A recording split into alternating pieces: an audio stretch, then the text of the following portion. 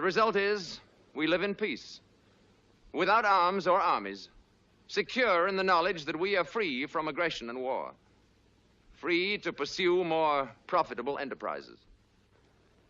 Now, we do not pretend to have achieved perfection, but we do have a system, and it works. I came here to give you these facts. It is no concern of ours how you run your own planet. But if you threaten to extend your violence, this Earth of yours will be reduced to a burned-out cinder. Your choice is simple. Join us and live in peace, or pursue your present course and face obliteration. We shall be waiting for your answer. The decision rests with you.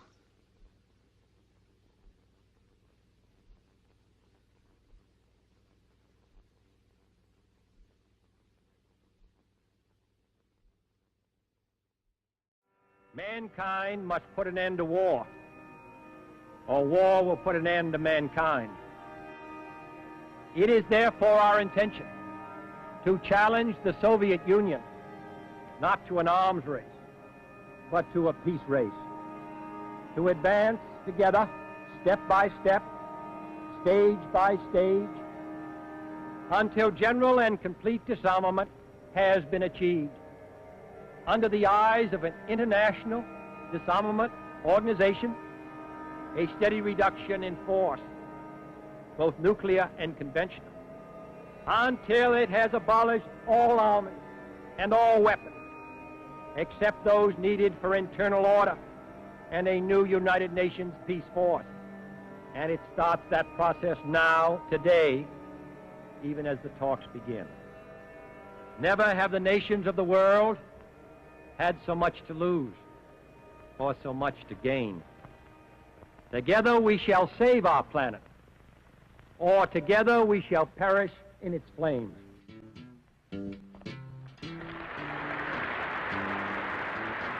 What a terrible crime and what a terrible loss to lose this man. And, as we should be, the world is still haunted by our failure to act. Tonight I'm going to talk to you about truth and about fairy tales, about justice and about injustice. In the months to follow, you're going to learn that many of the things which some of the major news agencies have been telling you are untrue. You're going to learn that although you are citizens of the United States, information concerning the cause of the death of your president has been withheld from you. In the months to come, you will learn to your own satisfaction that President Kennedy was not killed by a lone assassin. You will learn that there has been and continues to be a concerted effort to keep you from learning these facts. And you will learn, I assure you, that what I have been trying to tell you and what I'm telling you tonight is true. As children, we become accustomed to hearing fairy tales. They're always pleasant stories, and they're comforting to hear because good always triumphs over evil. At least, this is the way it is in fairy tales. Fairy tales are not dangerous for our children and are probably even good for them up to a point. However, in the real world in which you and I must live, fairy tales are dangerous. They're dangerous because they're untrue. Anything which is untrue is dangerous. And it is all the more dangerous when a fairy tale becomes accepted as reality simply because it has an official seal of approval, or because honorable men announce that you must believe it, or because powerful elements of the press tell you that the fairy tale is true. The conclusion of the Warren report that President Kennedy was killed by a lone assassin is a fairy tale. This does not mean that the men on the Warren Commission were aware at the time that their conclusion was totally untrue, nor does it mean necessarily that these men had any sinister motives. It does mean that the conclusion that no conspiracy existed and that Lee Oswald was the lone assassin is a fiction and a myth, and that it should be brought to an end. Anybody know who Lee Harvey Oswald was? Private Snowball. Sir, he shot Kennedy, sir! That's right. And do you know how far away he was? Sir, it was pretty far from that book suppository building, sir. All right, knock it off. 250 feet. He was 250 feet away and shooting at a moving target. Oswald got off 3 rounds with an old Italian bolt-action rifle in only 6 seconds and scored 2 hits, including a headshot. Do any of you people know where these individuals learned how to shoot? Private Joker. Sir, in the Marines, sir! In the Marines, outstanding.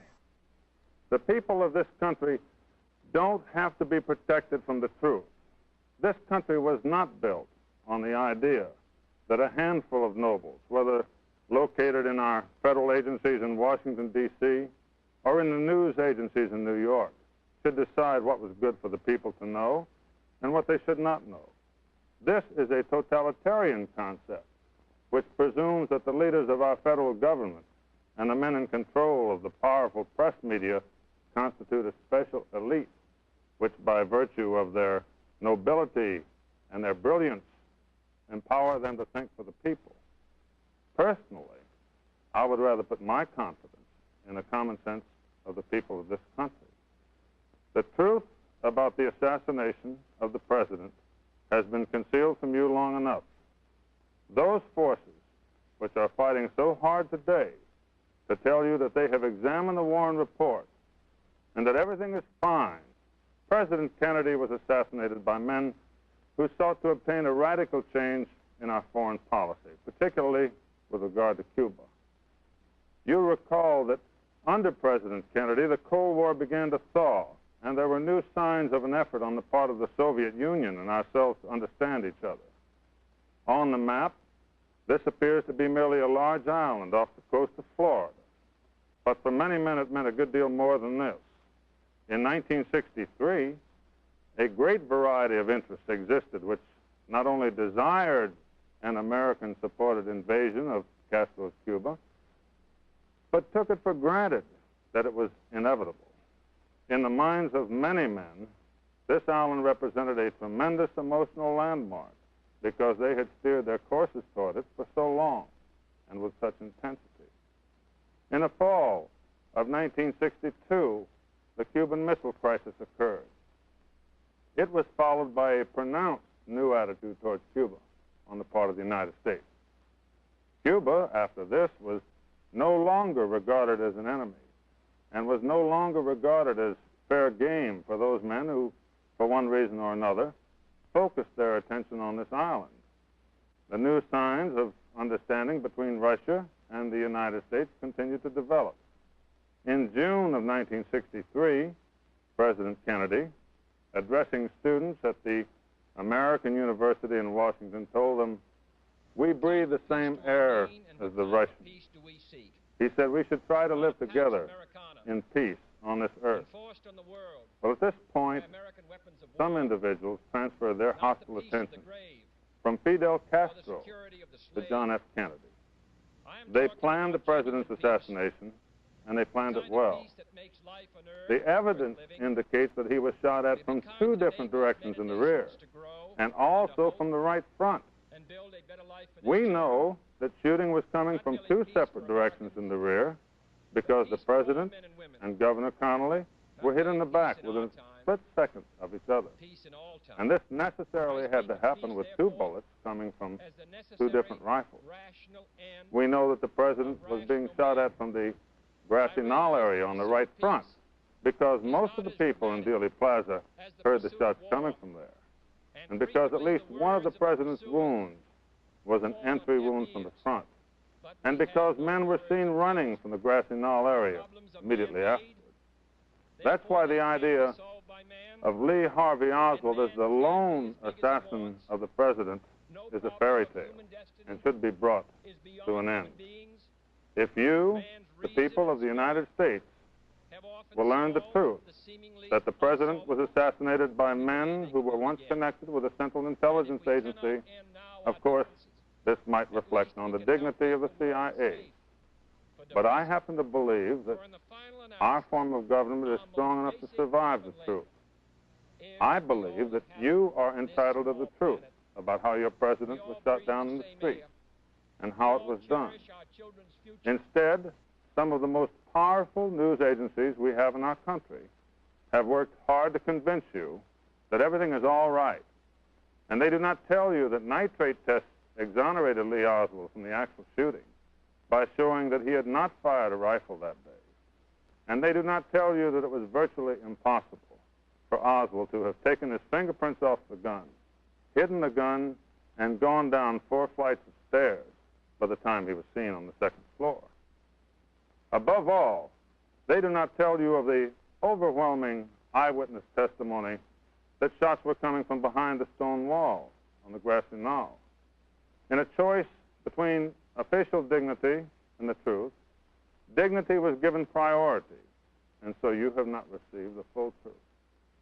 This is why there continue to be hundreds of documents still hidden from your eyes and classified as secret, and some of them bear such titles as Lee Harvey Oswald's accessibility to information about the U-2, the Central Intelligence Agency's dossier on Lee Harvey Oswald, and a CIA file on Jack Ruby.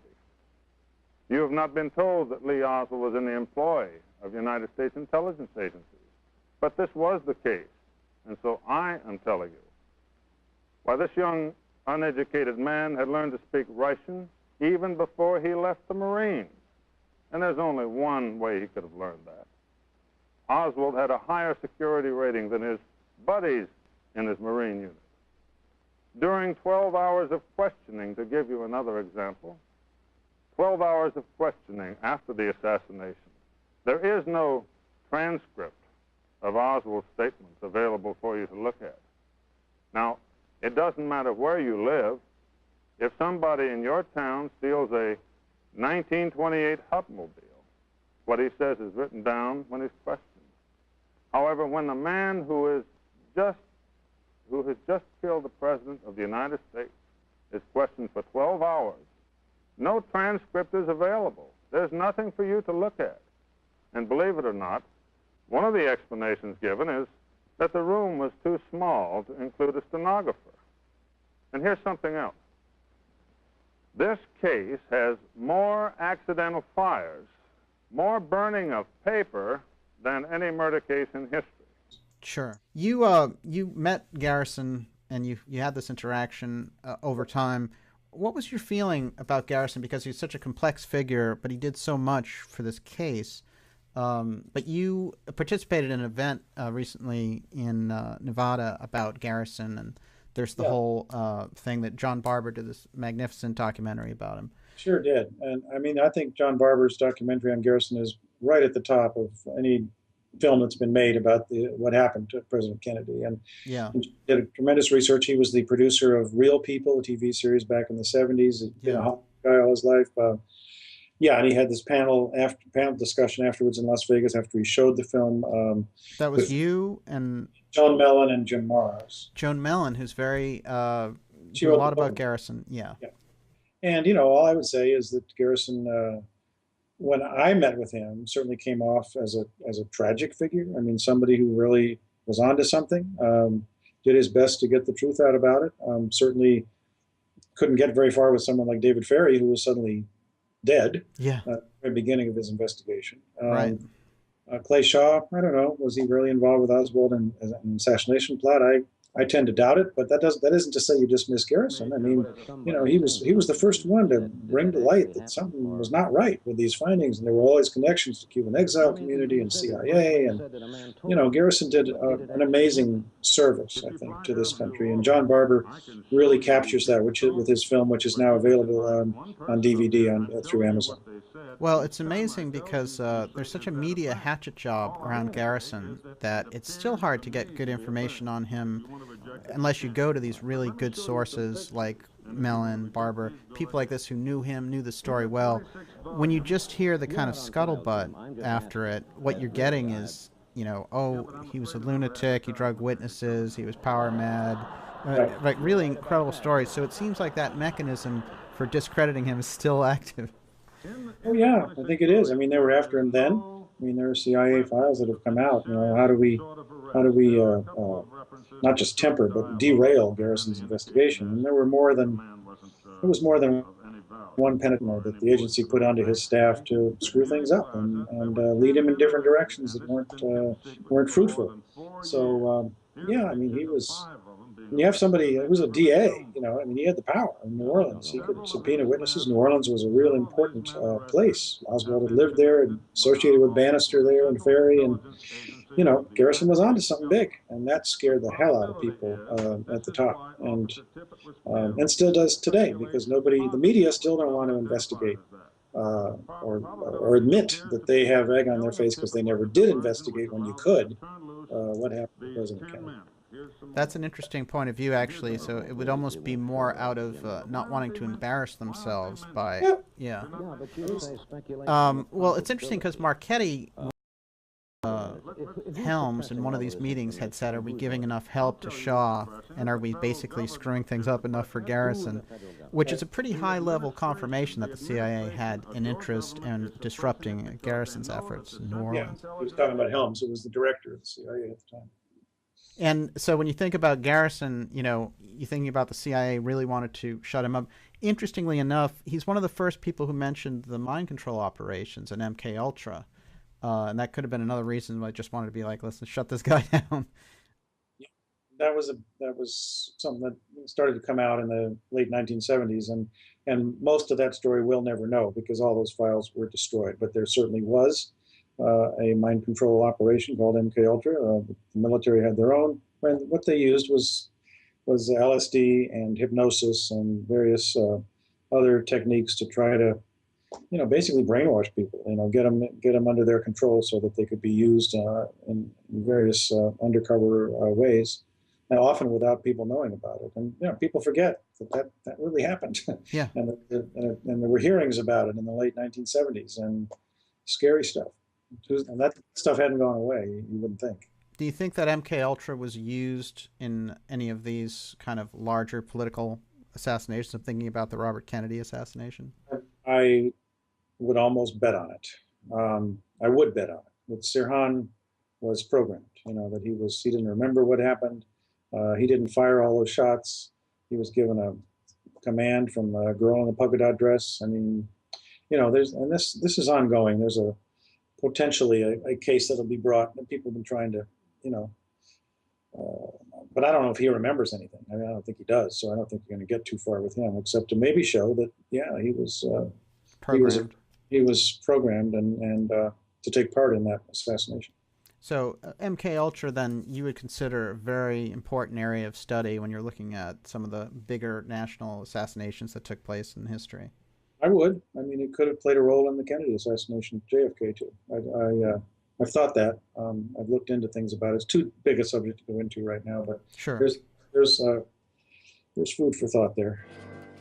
And what about the multimillionaire oil men, the Texas Mafia, who allegedly sponsored the big event? I always suspected that the Hunts or someone along those lines, you know, was involved in this. So there was a lot of enmity against Kennedy for wanting to cut the oil depletion allowance that was helping keep them afloat. Hunt was a fervid right-winger, H.L. Hunt, the old man. So was his son, Nelson Bunker Hunt. And so, you know, in the Man Who Knew Too Much, I tracked things, brought a new name into this that I couldn't prove it, but I had the suspicion that General Charles Willoughby, who worked a lot with Cuban exile groups and had been Douglas MacArthur's chief of staff in the Korean War and was a rabid right-wing nut, you know, may have been able to pull enough strings to make this happen. There's ground there to cover, perhaps. He's long dead, of course. Yeah. You do hear about this Torbit document, which is one of these early releases, underground releases of JFK assassination information that came out and was circulated researcher to researcher.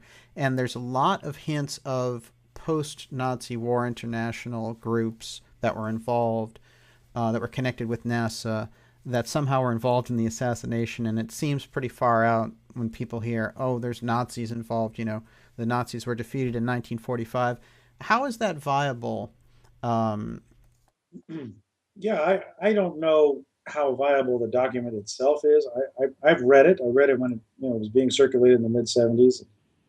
I was very excited about it at first, but then I came to think, well, just too many names. There's too many people that are cited as being involved in this. Somebody would have, talked about this. Yeah. You couldn't have everybody. Right. So, I kind of, but I think there were clues in it, or there were glimmers of truth. I mean, certainly after the World War II ended, U.S. intelligence did bring over a lot of the members of Reinhard Gehlen's Nazi spy network, put them to work for us. So that's a documented fact. And people like Otto Skorzeny and, a lot of the war criminals or people that had survived the war, ended up being protected by American intelligence. So, and people like Willoughby were in very close alliance with those kind of folks, close touch with them. So, Ken Sutherland, I don't know. But, this is the key shot. When you had a very interesting interaction with a gentleman named Philip Corso, who's retired military intelligence, and he became famous a few years after your interaction for other reasons. He went into a whole different area and revealed all kinds of different things.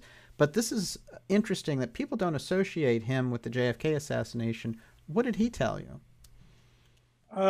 He had worked as an investigator for Senator Russell, who was on the Warren Commission. Richard Russell, yeah. Yeah, and so he'd been gathering whatever material information he could find and reporting to Russell. And Russell, by the way, he was the main guy on the Warren Commission who came out, and he wouldn't sign the report. He said, there was a conspiracy, basically, and that's what all he would say. But Corso was talking to him about this whole double Oswald thing, that there had been, and Corso told me this too, that there had been two Oswalds, and one of them went into Russia, and a different one came back to the United States. So, and they were lookalikes. So again, you had this kind of, strange scenario that John Armstrong writes about being talked about in a different context. And that there was a whole thing about Oswald's passport once he ended up in Russia, which Hoover was very concerned about. We know from the official record the FBI had said in 1960, we are concerned that an imposter may be using Oswald's passport in Russia. That's unbelievable. Yeah. Yeah, and that's documented fact. You can pull the records on that. That's 3 years before the assassination. Right. And that's Hoover, the director of the FBI, saying Oswald imposter is out there. Yeah. Exactly. And there's a lot of other indications of that too. So, it's just endlessly, it's a rabbit hole. You start going down it and you don't know quite if you're ever going to reach the center of the earth. I mean, it plays with your mind, and you just eventually, it's very hard to sort out fact from fiction. And I think that was by design. I think and that's the other reason I thought Willoughby could have been involved, because he was a genius. He was a master of this kind of manipulation and spy games, or Dulles too, for that matter. I spent time with James Angleton, head of counterintelligence. I interviewed him 3 times, and he was always trying to point the finger at the Russians, which was the nature of the beast in terms of who he was. Well, Angleton was such a high CIA official. How did this meeting come about? I don't know. Angleton was gone by then. I mean, he had been retired. He was kind of fired as the head of counterintelligence in '74 during all this scandalous stuff about how the CIA had been spying on Americans, which was not part of its charter. There was a huge sweep there where they got rid of a lot of people, and they had a director in who was very open, Colby, who was sharing a lot of secrets. But Angleton was one of those guys who was on his way out along with Helms. Yeah, and Angleton, I guess, I was working for the Village Voice, and I wasn't that prominent a journalist, but I called him up or something. I found him, and he said I wanted to interview him, and he agreed to do it. So we met. And we met 3 times in the Army-Navy Club, where he used to wine and dine me. I don't know what the hell was going on. He never tried to recruit me or anything, but I remember one night he'd drink. He liked to drink. He'd have some martinis. And I remember having dinner with him one night, and suddenly he'd say something. He'd say, well, you can't write this down, but I know who killed Sam Giancana. Wow. Who was the Chicago Mafia, who had recently been murdered, and, we could have talked about the assassination, blah, blah, blah. And I said, oh, really? I said, well, who was that? And so he said, well, it wasn't the CIA, it was some Cubans, and then the dinner goes on a little longer, and he says, I know where Jimmy Hoffa's body is buried. I said, oh, well. So it was like crazy, This great dinner conversation. Yeah, and so why he was saying these things, and maybe had a few drinks, I don't know. He was a strange dude. He was, tall with his Homburg hat and looked kind of like a, stoop shouldered and looked kind of like an ostrich. Yeah, it's very unusual looking. Yeah, I remember the first time I interviewed him. This movie had just come out called 7 Days of the Condor. Yeah. With Robert Redford, which was a pretty scary movie about what happens to somebody looking into all this stuff. And so I remember interviewing Angleton, going to see that movie, and really being pretty spooked, scared out of my wits by the end of that night. So, what did you make of? Well, Angleton ran this, so many dark operations for the CIA. What was it like to be in his presence? Was it kind of a dark presence, or? Yeah, I would say so. And I could tell that there were a lot of things he just was not going to talk about. He'd say things like, well, we'll never know who really killed President Kennedy until they release all the dossiers in Russia, in Minsk and in Havana. So as if they had the keys. But if there is any real sort of evidence that links Oswald to the CIA, you did so much work on Antonio Veciana, and of course on the 50th anniversary he came out and said that David Atlee Phillips was Maurice Bishop, his case officer, and that he met him with Oswald in September '63. How do you feel about that kind of revelation? Does your work feel vindicated, or do you feel like the media should have gone and talked about this maybe? Well, I don't know. I mean, yeah, my work feels vindicated. I mean, I always thought that Maurice Bishop was Phillips, and I met with Veciana several times. In 1970, it's kind of strange. I mean, again, I was out in Miami doing a piece for a magazine called New Times that existed back then about the murders going on in Little Havana. It had nothing to do with the Kennedy thing. And so I'd read an article in the Saturday Evening Post that said that Veciana had some knowledge of anti-Castro plotting and had known Sylvia Odio or something, or known her father, I believe. And so I called him up and asked if I could interview him. I met him at the Trailways bus station in Miami, and we sat down in a cafe, and he said, so can I see your government card? I said, well, I don't have I'm not with the government. I'm a journalist. So I think I convinced him after a little bit I was who I said I was, and he began to reveal this incredible story, which was that, he'd been involved in all these plots to kill Castro. He had a CIA case officer he called Bishop, who, was called into a meeting in August of '63 and had Oswald there at the meeting, and this young guy who said nothing, but obviously was connected to him somehow. And so he was telling this story at the same time to Gaten Fonzi of the House Select Committee investigator who lived in Miami and was very interesting investigator. Yeah. Oh, he was terrific. And I happened to be staying with Gaten at the time in Miami, but Veciana said, you can't tell Gaten that I'm talking to you about this. So it was kind of a little bit awkward, I mean, I didn't. And eventually Veciana, who didn't speak English that well then, brought his young daughter to this hotel room, and she translated for us. So I sat on this story. He told me if I published this, his life could be in danger, and I respected that. And so I didn't do anything. And then all of a sudden in '76, at some point, Jack Anderson did a column, syndicated national column about a Mr. X, coming out in the Kennedy assassination. And that was obviously, to anybody who in the know, that was Veciana. And it told the whole story. So somebody had leaked this, not Gaten Fonzi, I'm sure. He was a very honorable man. But somebody had given this story to Anderson. So after that, a little while went by, and I did, do a piece where I named Veciana because the stuff was already out there. And then I think it was 1979, he was shot outside that same Trailways bus station, shot in the head. And Amazing. But he did survive and lived to a ripe old age, and did, on his deathbed, talk about David Phillips as having been his case officer, therefore having been connected with Lee Harvey Oswald. Well, it's interesting because the House Assassination Committee, you obviously brought Veciana out of the shadows in a sense. Well, there's one of the most interesting characters in this whole scenario. Let me, if I can, provide some background here. Please.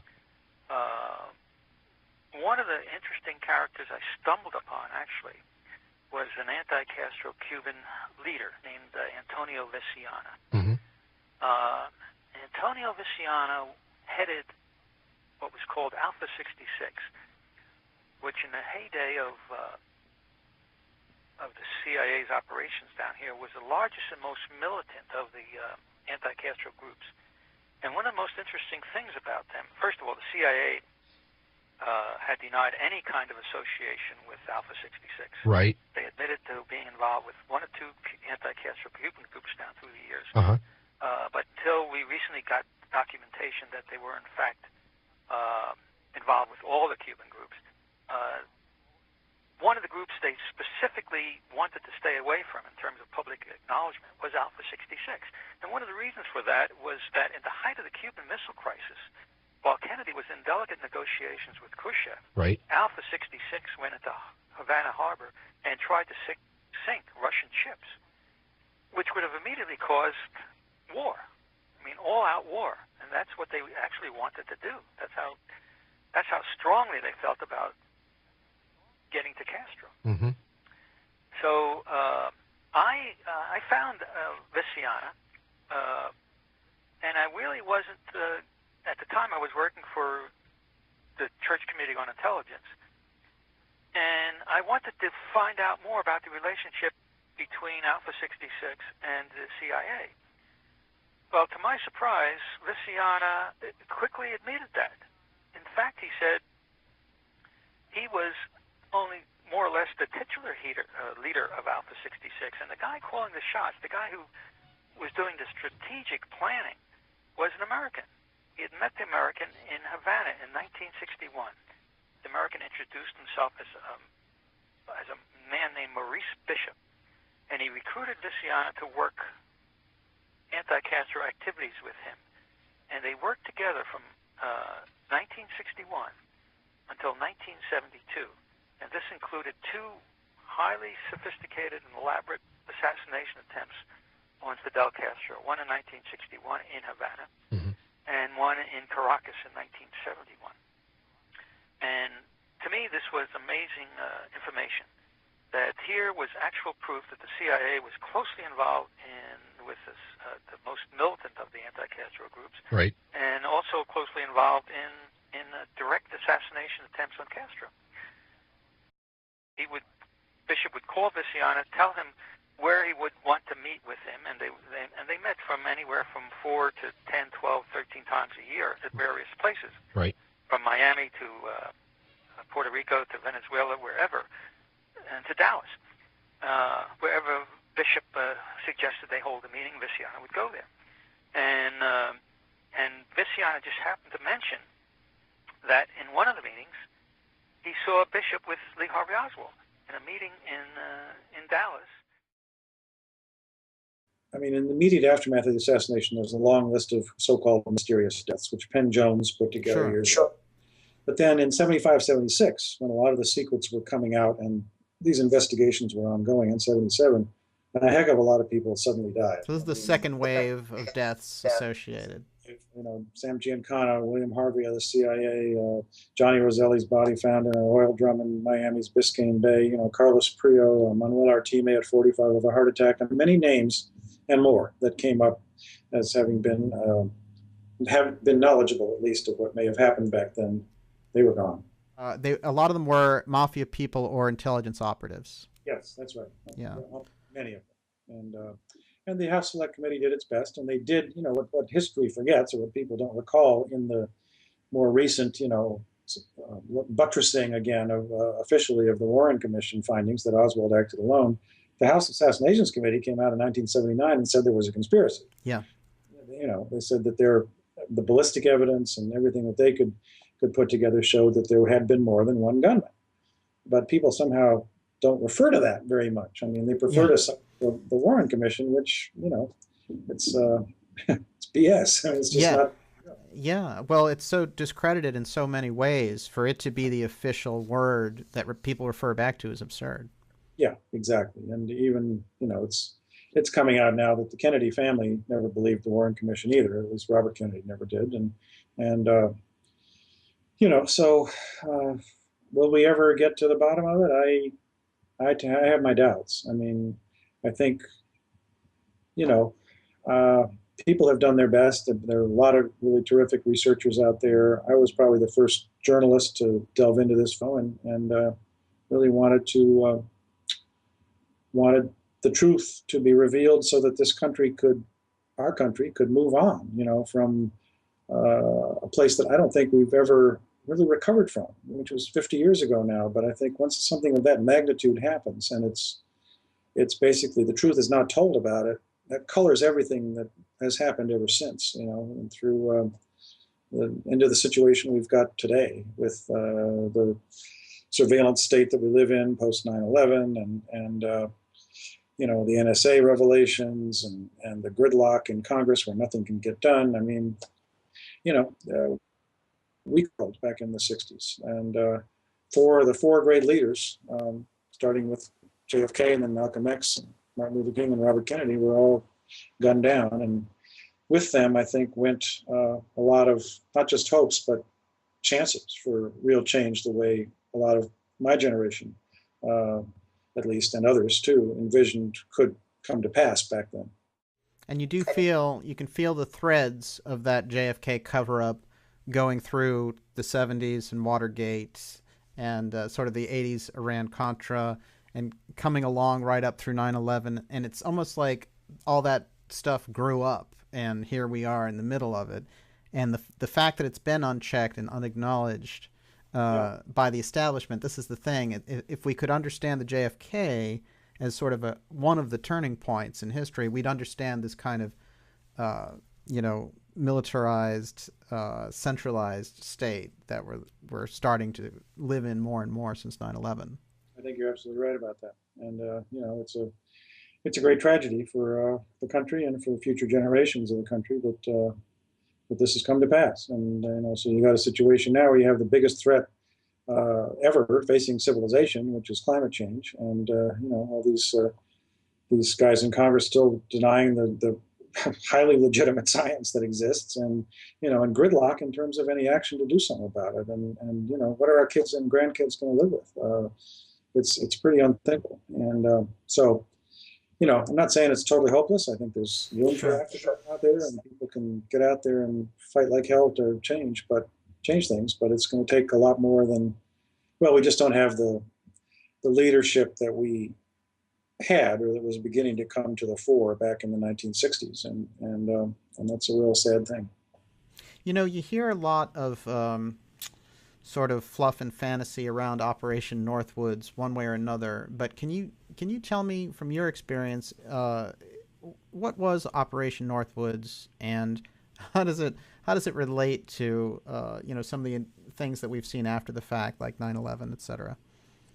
Well, Operation Northwoods was a plan by the Joint Chiefs of Staff. It was being kept secret from President Kennedy back in the early 1960s, and it was some of these really crazy guys. I don't know, Lemnitz or one of them, but their plan was to actually do a domestic operation, hijack a plane in Florida. I think it was all going to take place in Florida, and then they were going to ditch the plane somewhere, and I don't know quite how they were going to get the people off it if they were, but you can follow the similarities here. Mm-hmm. And the whole thing was going to be blamed on Castro's Cuba, and it was going to spark an invasion of the island. So let's just say that what happened on 9/11 had its precursor, or, you know, its ancestor in that kind of idea that was fomented actually on American soil. Whether that happened in 9/11, there's a lot of evidence suggesting that could have been the case. I don't know.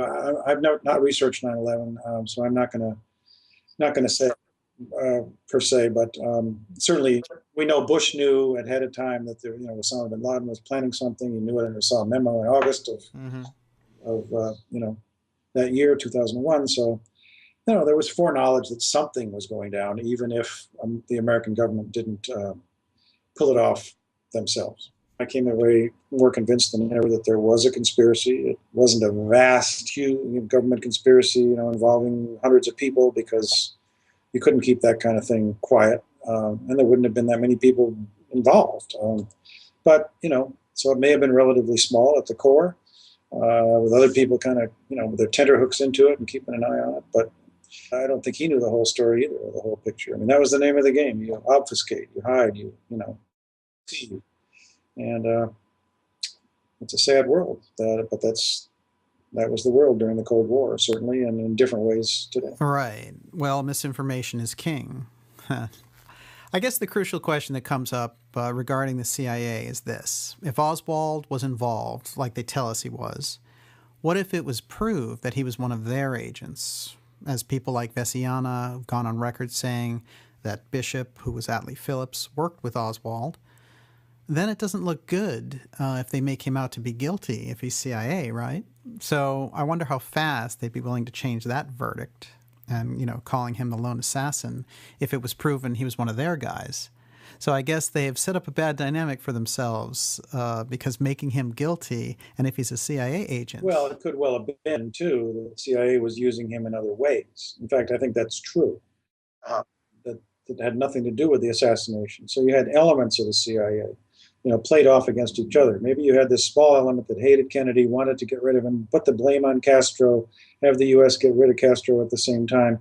And that was one cabal, as it were.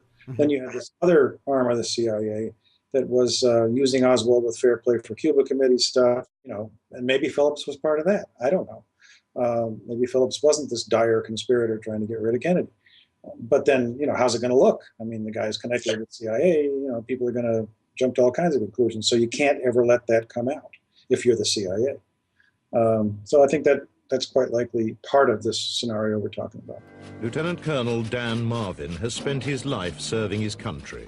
A veteran of 8 combat campaigns, he earned 21 awards and decorations.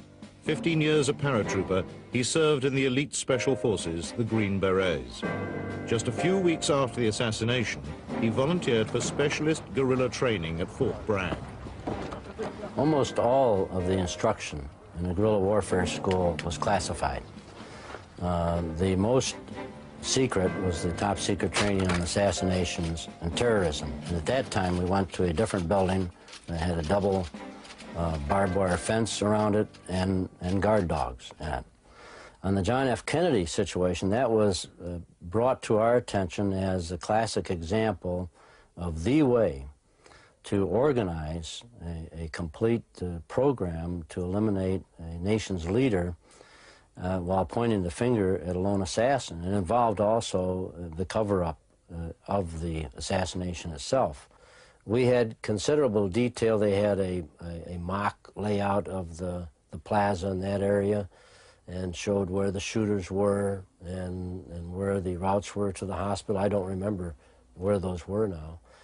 They had quite a bit of movie film coverage, it seemed like, thinking back to that time, and some still photos of the grassy knoll and places like that. They told us that Oswald was not involved in the shooting at all. He was the patsy. He was the one that was set up.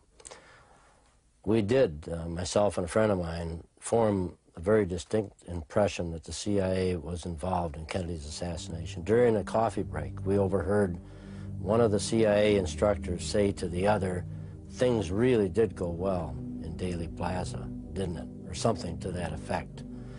And that just reinforced or really added to our suspicions, and we really felt before the end of the training was over that one of those instructors may have been involved himself in the assassination of John F. Kennedy.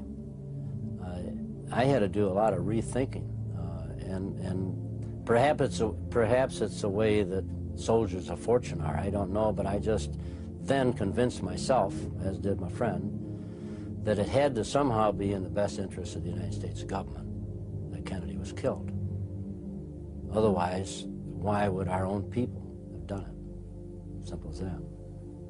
At Fort Bragg, 15 months after his training, Dan was summoned to meet an official from the CIA, a company man. David Vanek, a fellow officer in assassination training, also attended. First, the company man took me aside and showed me his badge, his ID card, and he asked me if I would volunteer to kill a man, a United States citizen, a naval officer. Didn't tell me who it was at first. I assumed what he was talking about was killing a man overseas. He asked me at first if I would accept an assignment to kill somebody. He didn't give me the name, but then I asked for the name, assuming it would be, like I said, overseas. And he gave me the name, William Bruce Pitzer. Hard name to forget, really, once you hear it. And so I told him yes. And then he said, well, you have to, he started to lay out the details of it. And the details included the fact that I would have to get him before he retired. And he retired in a very short period of time, if I remember correctly, and he was stationed at Bethesda Naval Hospital. So I'd have to actually get him here in the United States. Well, I refused, because that wasn't the way that we were trained that this was going to happen. We were supposed to be used as their assets, the CIA's assets, for use in assassinations overseas. In the United States, the mafia was supposed to supply what resources they need for killing somebody here in the United States. So he then asked David Vanek. He went over to David Vanek and talked to him. Now, I don't know what he talked to David Vanek about. He might ask him the price of ice cream. I don't know. But I never saw David Vanek after that day. Now, that was in August, the first week of August of 1965. In November 1963, William Bruce Pitzer was head of the audio-visual unit at Bethesda Naval Hospital. A close colleague at the time was a young petty officer, Dennis David. 3 or 4 days after the assassination, I walked in to his office and I saw he was working on some film. He had a movie editor, one of those reel-to-reel that runs across the screen, and he showed it to me, and it was a 16mm film of the autopsy. There were also some slides. He had some slides that he had that showed of tissue slides, and also showed some slides of President Kennedy that were taken while he was on the table at the morgue. And you know, we looked at him, kind of horrified, I guess you would say, at the seriousness of the wound. But I remember one of the things that I remembered was that we saw, they had a picture of Kennedy laying on the table, and it was a front profile, if you will, or front view. And the only thing we saw was a little hole about here in the temple. And then, and another photograph, or another slide that Bill had, showed a huge gaping hole here in the back. And so Bill and I logically assumed that the wound was a frontal entry wound, as opposed to what the Warren Commission later said being a shot from behind. Dennis left Bethesda for a new posting, but in November 1966, a colleague gave him some distressing news regarding his old friend Bill Pitzer. He'd been found dead in a pool of blood in his studio at Bethesda. The official verdict was suicide. Lying face down on the floor, a .38 revolver by his side, he had a bullet wound in the right temple. When the occupational therapist had told me this, I reminded myself, you know, that doesn't make a hell of a lot of sense, because Bill was left-handed, and, you know, because we used to kid him all the time when playing bridge about being a southpaw, because sometimes he'd deal in reverse. Instead of dealing them in the correct sequence, he'd deal them in the opposite way, and we'd kind of harass him about it. There are grave doubts about Pitzer's alleged suicide. His left hand had been so mangled, as if tortured, that his wedding ring could not be removed and given to his widow.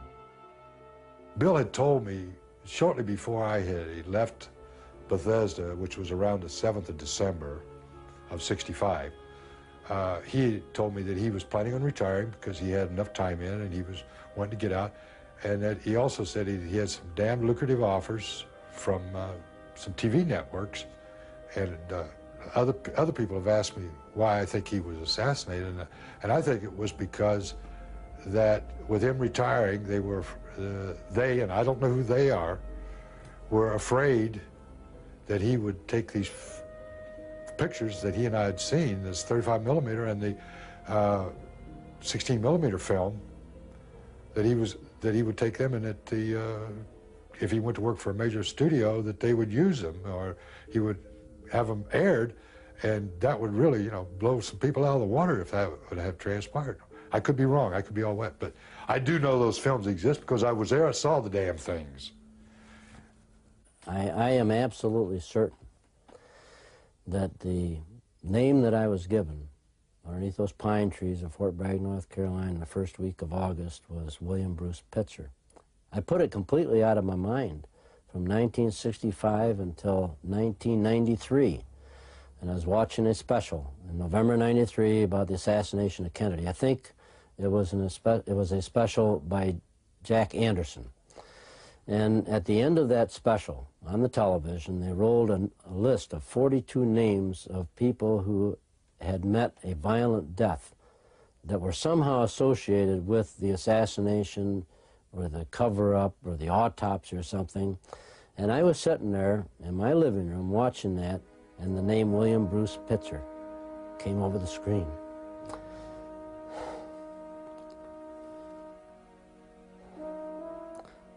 And it made me go right back to that day in August of 1965. That was the William Bruce Pitzer that I was asked to kill, unless there's two William Bruce Pitzers that worked at Bethesda Naval Hospital.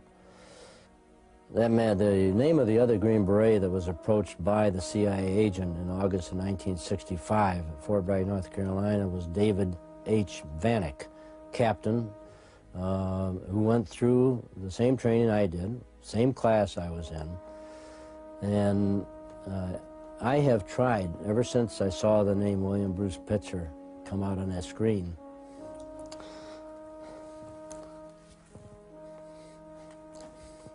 I've tried to find him. And I've been totally unsuccessful. I sent letters to the special office and the Retired Services Directorate, where they'll take a letter that you send them with a man's name and serial number, and they'll forward it to him. Or if he's deceased, they'll send it back to you. I got no response from them, so I finally sent another follow-up letter and demanded a response, or I threatened to go to Senator D'Amato to help me on the response. And then I did get a response, but the response was that David H. Vanek never existed in the United States Army. But Dan still has published Army orders proving that Captain David H. Vanek was with him at the Special Warfare Center.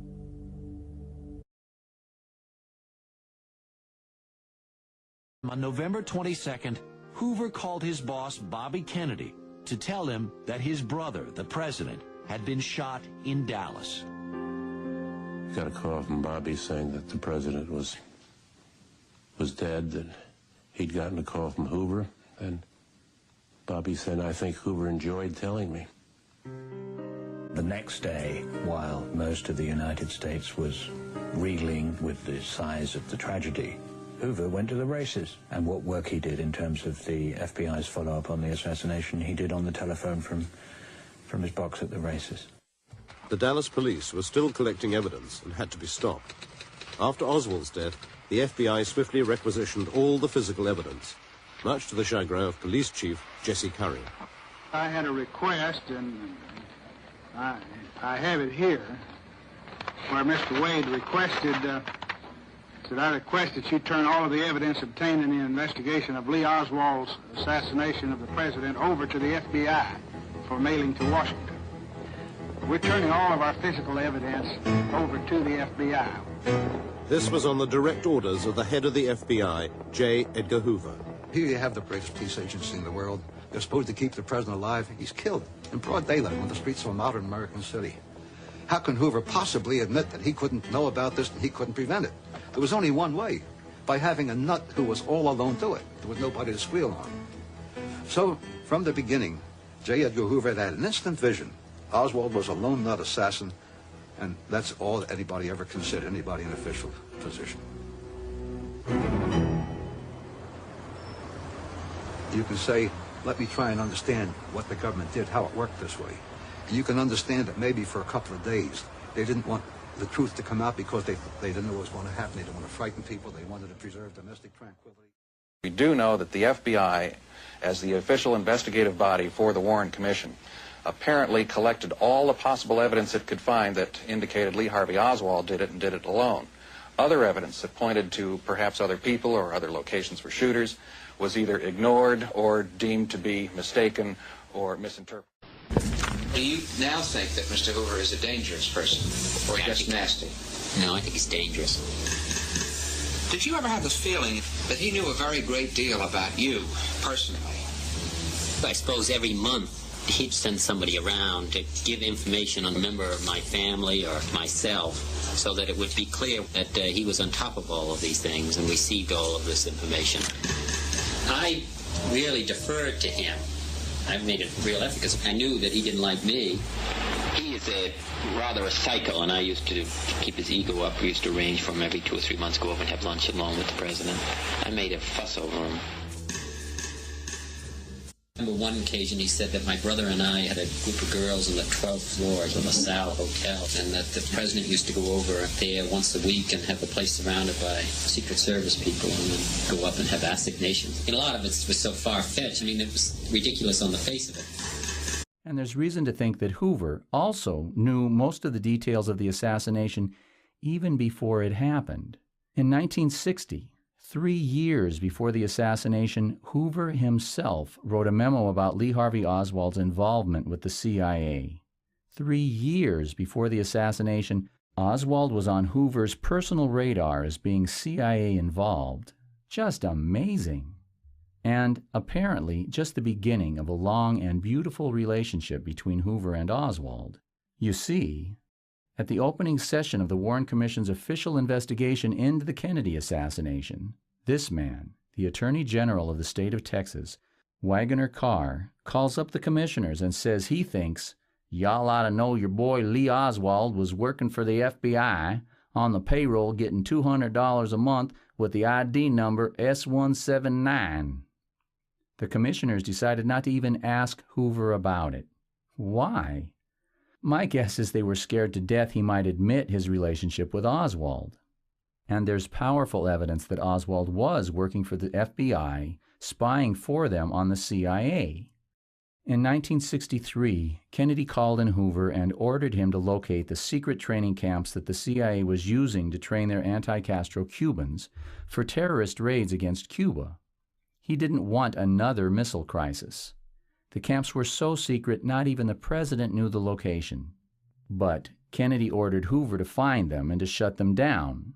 And Delphine Roberts, a secretary who helped run the CIA's camp at Lake Pontchartrain, Louisiana, told the Warren Commission she saw Lee Harvey Oswald at the camp just days before the FBI raided it and seized all the weapons and shut it down.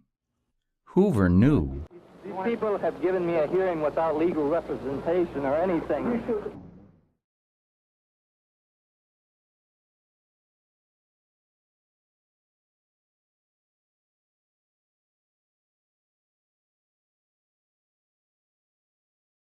Look at this bombshell that Hoover dropped on the Bushes 5 days after the assassination. It was released by the FBI in 1977, hidden under a pile 100,000 pages high. It took 15 years for researchers to find it. It was never classified and would have been widely distributed, so Hoover's not speaking frankly here. We have to read between the lines. It's signed by J. Edgar Hoover himself, and the title is Assassination of President John F. Kennedy. That's a big hint, I think, as to what the memo is about.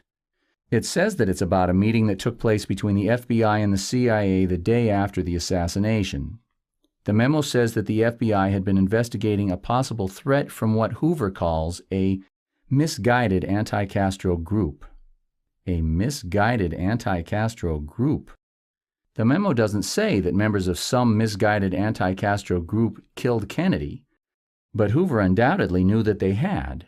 What the memo does do is name Mr. George Bush of the Central Intelligence Agency as a CIA officer associated with the CIA's misguided anti-Castro groups. It suggests that Bush was the person at CIA responsible for these people. And in stark black and white, it says that the CIA sent Mr. George Bush to Washington the day after the assassination to answer for them, when the FBI had questions about the activities of some misguided anti-Castro group.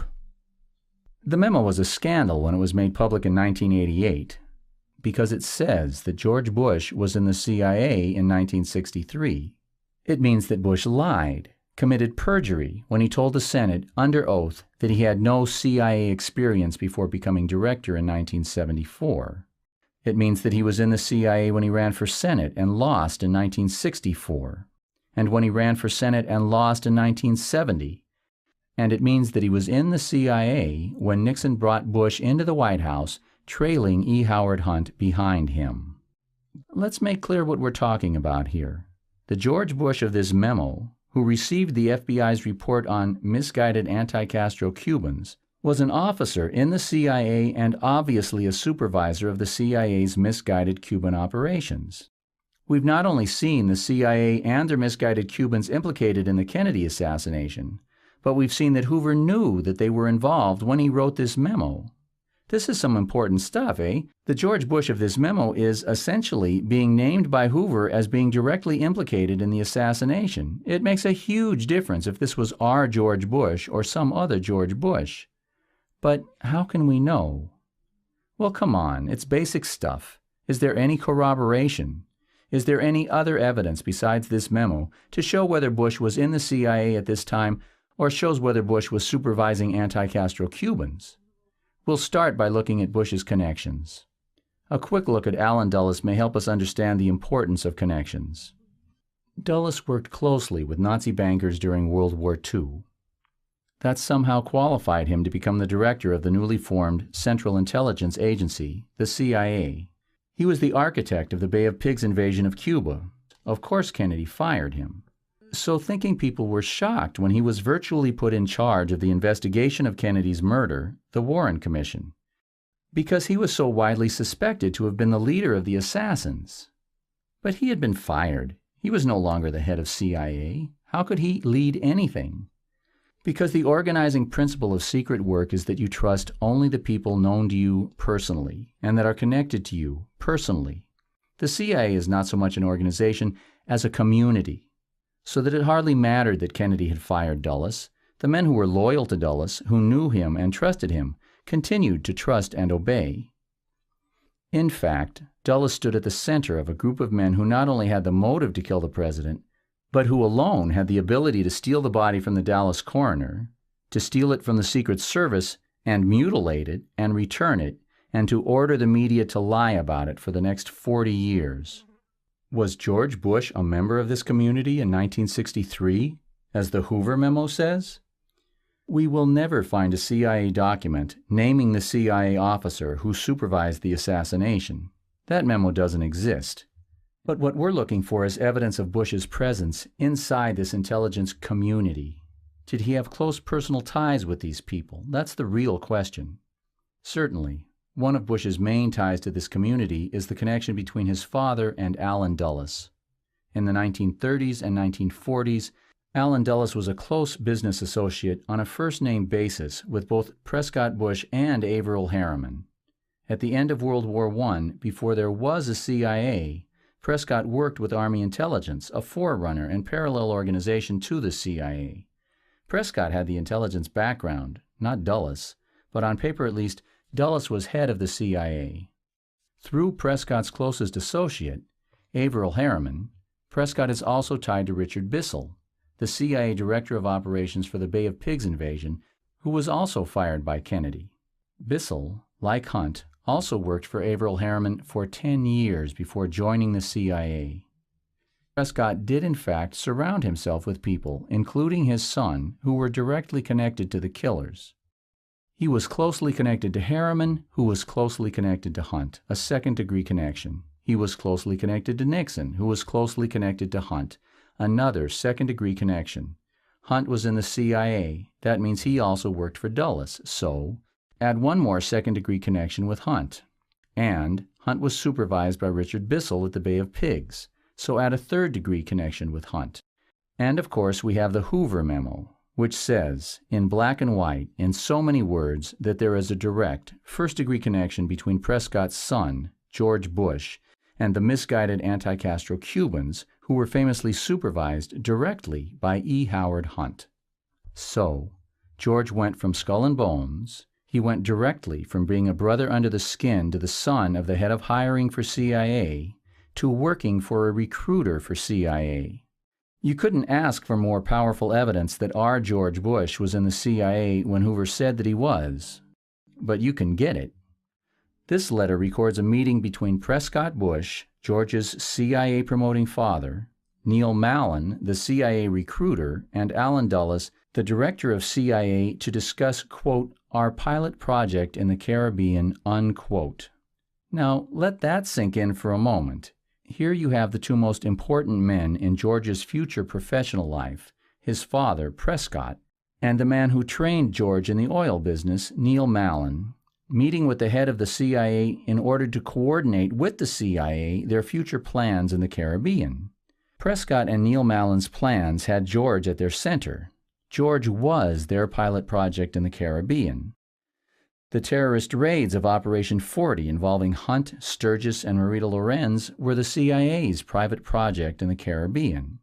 This letter, then, not only ties George to the CIA, corroborating the Hoover memo on that point, it not only ties George's future oil company to the CIA's plans in the Caribbean, but it thereby ties George to the CIA's misguided anti-Castro groups mentioned in the Hoover memo, which was the CIA's pilot project in the Caribbean. And a short time after this meeting, at the moment that Allen Dulles began implementing his plan for the CIA invasion of Cuba at the Bay of Pigs, Bush began his independent business career as the sole owner of Zapata Offshore Oil. Zapata Offshore's oil rigs just happened to be positioned right in the middle of CIA operations in the area 30 miles north of Cuba near Cay Sal, an island used by the CIA for supplying the various terrorist raids of Operation 40, Operation Mongoose, Alpha 66, and the rest of these murderers against Cuba. Let me repeat that. Bush left his job, being trained in the oil business by a CIA recruiter, and went to work on his own, setting up shop right in the middle of the CIA's misguided anti-Castro Cuban operations. Really, that should sort of settle the question. 3 pieces of undisputed, solid evidence that our George Bush was working for the CIA in the Caribbean. And this is the big stuff. But there's more. The assassins of Operation 40, the misguided anti-Castro Cubans of the Hoover memo, were supervised on the front lines by E. Howard Hunt. Hunt got this job because he was previously a first-level supervisor of the Bay of Pigs invasion. The secret code name for the Bay of Pigs invasion was Operation Zapata. The big picture shows us that at the same time that Hunt moved from working inside Harriman's office to go to the CIA where he supervised at the CIA's invasion of Cuba, at the same time that Richard Bissell moved from working inside Harriman's office to go to work for the CIA where he became the director of planning for the Bay of Pigs operations, at the very same time, the oldest son of Harriman's closest associate went to work in the exact same outdoor office where Hunt and Bissell were now operating. Hoover's memo names George Bush as a CIA supervisor of the Bay of Pigs invaders, the anti-Castro Cubans. The evidence for this is simply overwhelming. There can be no reasonable doubt about this connection.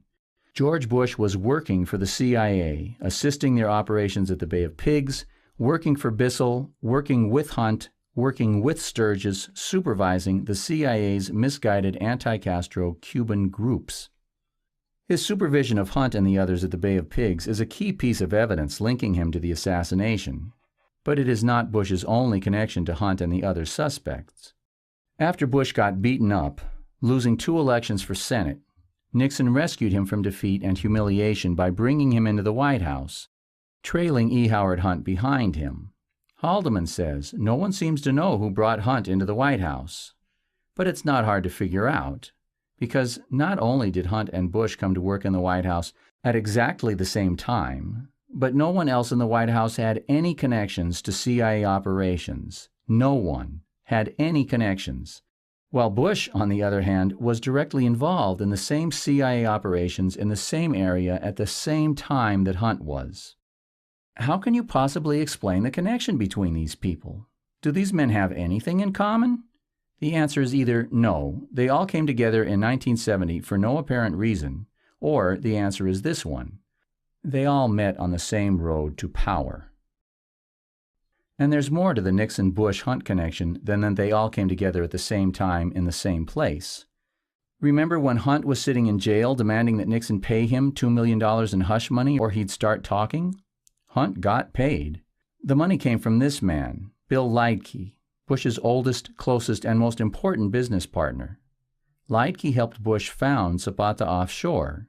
Then, in 1959, when the CIA needed the company, Liken handed the company to Bush, made Bush the sole owner so that Bush could carry out secret operations without any outside observers getting in the way. The fact that Bush's closest business partner paid Hunt the hush money is just one more connection between Hunt and Bush. It's starting to get ridiculous. Hunt's mother is not so thoroughly connected to Hunt. But now we'll look at a couple of pieces of strange evidence that, while they don't connect Bush to the killers, do connect him to the assassination in ways that can only be described as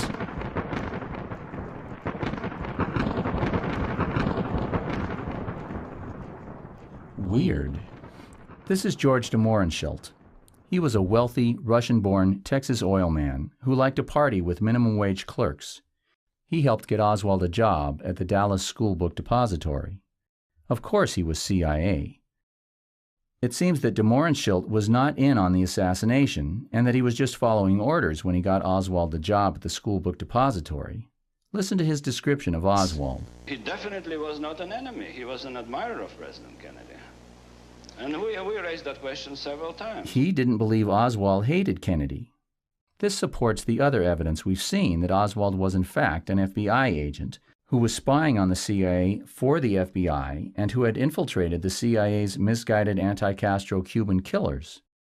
De Mohrenschildt was planning to tell the congressional investigators what he knew about Oswald and the assassination. The night before he was to be questioned by the investigators for the Senate Committee on Assassinations, his head was blown off with a shotgun. In his pocket at the time was an address book, and in his address book was this entry, Bush, George H.W., Poppy, his family nickname, 1412 West Ohio, also Zapata Petroleum, Midland. By itself, this proves nothing. Taken in context, however, it is one more amazingly direct connection between Bush and the assassination. Okay, it's clear enough Bush was in the CIA, beyond a doubt. He was connected with the killers, beyond a doubt. This FBI document records that, on the day of the assassination, at 1:45 p.m., 1 hour and 15 minutes after the shooting, Bush was already involved in trying to misdirect the FBI in their efforts to catch the killers. This document records that Mr. George Bush telephonically furnished the following: that he recalled hearing in recent weeks, the day and source unknown, that one James Parrott had been talking of killing the president when he comes to Houston. Date and source unknown?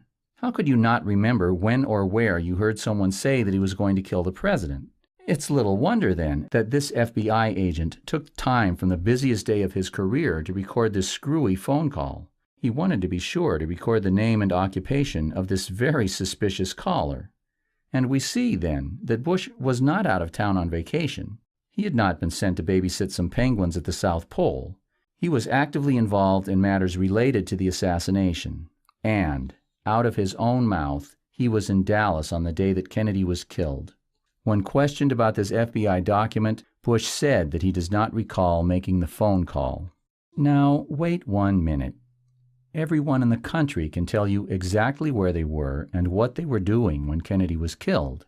He was busy calling the FBI to misinform them, but he doesn't remember? His failure to recall such dramatic events puts him into a unique club. Like Nixon and Hunt, he can't seem to remember the events of November 22, 1963. By itself, this claim of Bush's that he cannot remember such a fabulously significant event in his life with no other evidence would be terribly incriminating. But this incredible memo does not stand by itself. It's only a small part of this mountain of evidence connecting Bush to every single aspect of the assassination: planning, execution, and cover-up. No one, not Connally, not Hunt, not Nixon, not Sturgis, not Prescott, not Dulles, no one on the planet could possibly have better credentials as a suspect in the murder of John F. Kennedy than George Herbert Walker Bush. The scale in this case is tipped past a certain critical point. The probability that he was involved is genuinely beyond a reasonable doubt. The Hoover memo is not circumstantial evidence. It is direct, eyewitness, smoking gun evidence from the most influential figure in the history of American law enforcement.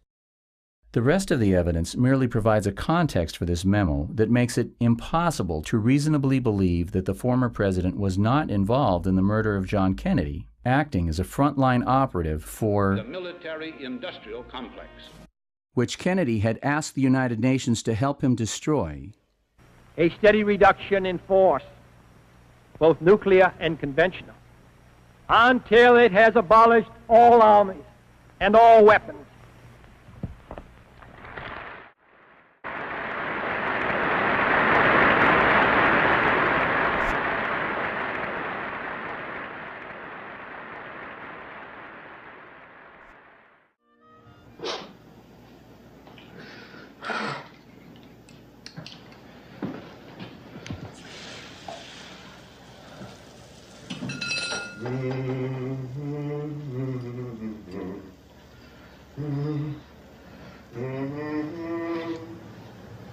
Stand beside her and guide her. Da da dee da da da da da da da da da da da da la da da da la da da.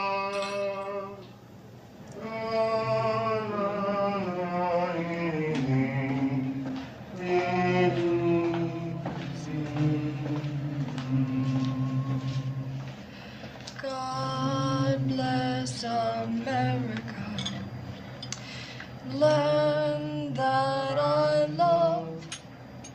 Stand beside her and guide her through the night with the light from above.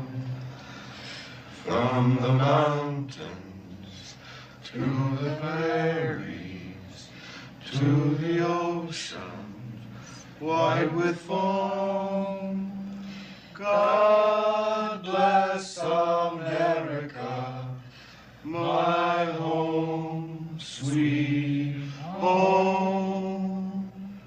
God bless America, my home, sweet home.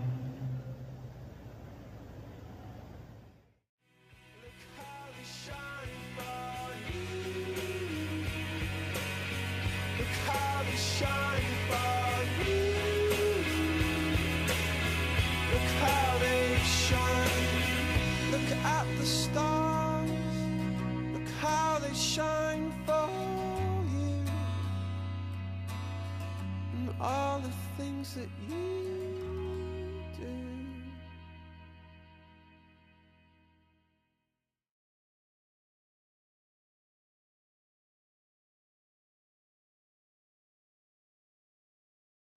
And we won't know the full truth until all the documentation is public. Just connected to the CIA, there are 1,171 separate documents amounting to tens of thousands of pages that have not been released. It's been 50 years. Almost everybody in those papers is dead. It seems to me that people have a right to them. They're supposed to be released in 2017, but it's already apparent that some are going to be appealed on national security grounds by the CIA to the president elected in 2016. I think it's very unwise. If you want people to believe in whatever you think the truth is, it's important that they have the opportunity to see everything.